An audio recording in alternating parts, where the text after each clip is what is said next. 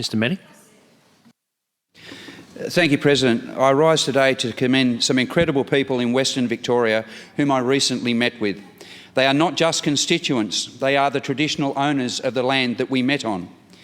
But sadly, we weren't meeting in celebration.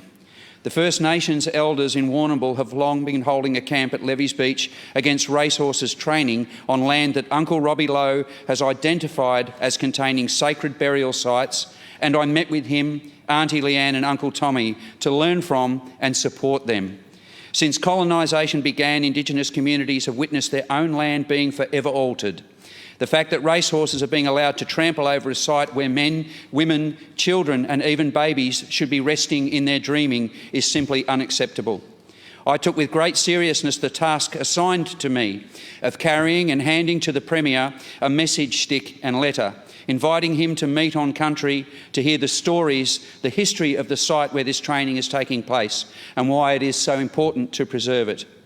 As Uncle Robbie Lowe said so perfectly, these matters appear complex, but we believe if you sit here with us in this precious country, the solution is much clearer. We can't ever make up for what happened in the past, but we can work on a dignified future. In fact, it is our obligation to. This government has worked hard to listen to the voices of Indigenous communities, to work on a new era of understanding, cooperation and respect.